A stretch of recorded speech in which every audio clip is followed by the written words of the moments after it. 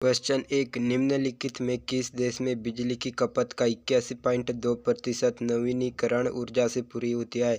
तो किस देश में बिजली की खपत का 81% नवीकरणीय ऊर्जा से पूरी होती है? तो होगा आपका राइट आंसर सी, जापान देश में बिजली की खपत का 81% नवीकरणीय ऊर्जा से पूरी होती है। क्वेश्चन दूसरा, किस देश ने अंतरिक्ष में मानव युक्त स्पेस मिशन लॉन्च किया है? तो किस देश ने अंतरिक्ष में मानव युक्त स्पेस मिशन लॉन्च किया है? तो होगा आपका राइट आंसर बी, चीन देश ने अंतरिक्ष में मानव के लिए स्पेस मिशन लॉन्च किया है हाल ही में। क्वेश्चन तीसरा, भारतीय रेलवे ने तकनीकी सहयोग को बढ़ाने के लिए अक्टूबर 2024 में किस देश के साथ समझौता किया है? तो किस देश के साथ समझौता किया है भारतीय रेलवे ने तकनीकी सहयोग को बढ़ाने के लिए?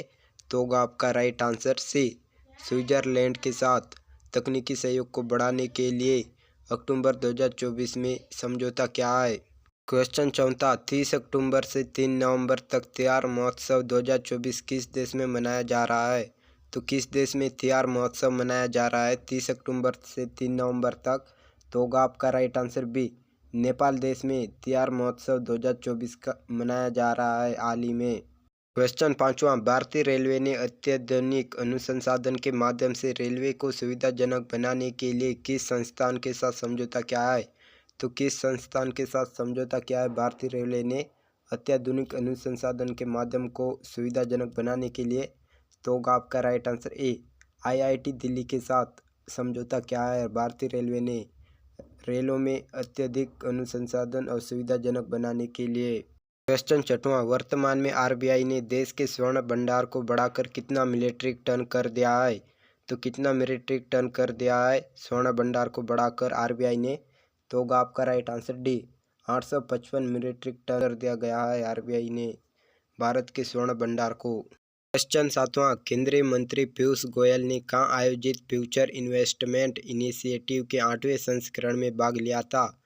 तो कहाँ आयोजित फ्यूचर इन्वेस्टमेंट इनिशिएटिव के 8वें संस्करण में भाग लिया था केंद्रीय मंत्री पीयूष गोयल ने? तो होगा आपका राइट आंसर ए, रियाद में आयोजित फ्यूचर इन्वेस्टमेंट इनिशिएटिव के 8वें संस्करण में भाग लिया था। क्वेश्चन आठवां, भारत के संविधान में निजता के अधिकार को मान्यता दिलाने में महत्वपूर्ण भूमिका निभाने वाले किस न्यायमूर्ति का हाल ही में निधन हो गया है?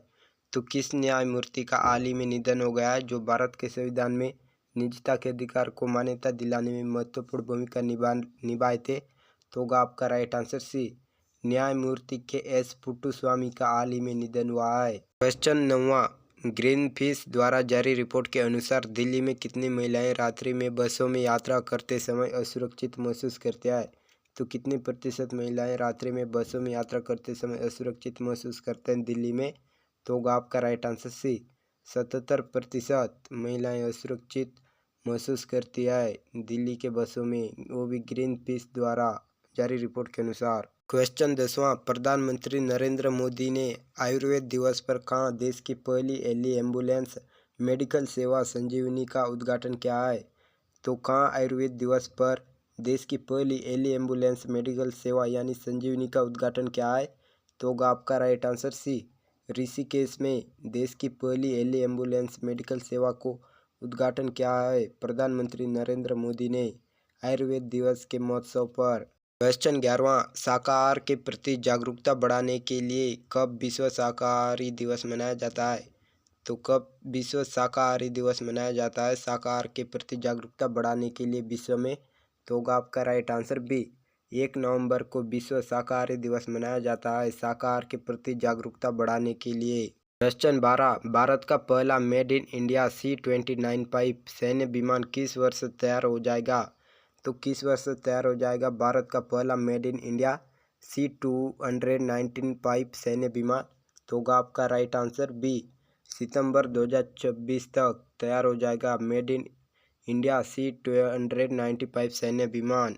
क्वेश्चन 13, किसने अपने वीर कर्मचारियों की बहादुरी और सेवाओं को सम्मानित करने के लिए डिजिटल वीरता स्मारक का उद्घाटन किया है?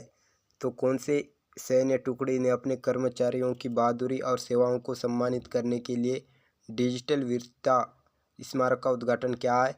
तो होगा आपका राइट आंसर डी, रेलवे सुरक्षा बल यानी कि आरपीएफ ने अपने वीर कर्मचारियों की बहादुर को सम्मानित करने के लिए डिजिटल वीरता स्मारक का उद्घाटन किया है। क्वेश्चन 14, एक रिपोर्ट के अनुसार विगत 6 महीने में कितने पंजीकृत श्रमिकों को मनरेगा कार्यक्रम से बाहर कर दिया गया है? तो कितने श्रमिकों को मनरेगा कार्य से बाहर कर दिया गया है पिछले 6 महीने में? तो होगा आपका राइट आंसर डी, 84.8 लाख श्रमिक को मनरेगा कार्यक्रम से बाहर कर दिया गया है, वो भी 6 महीना के अंदर। क्वेश्चन 15, निर्वाचन आयोग ने झारखंड विधानसभा चुनाव के लिए किसे ब्रांड एम्बेसडर नियुक्त किया है? तो किसे ब्रांड एम्बेसडर नियुक्त किया है झारखंड विधानसभा ने? तो होगा आपका right answer D, Mahendra Singh Dhoni को निर्वाचन आयोग ने झारखंड विधानसभा चुनाव के लिए ब्रांड एम्बेसडर नियुक्त किया है।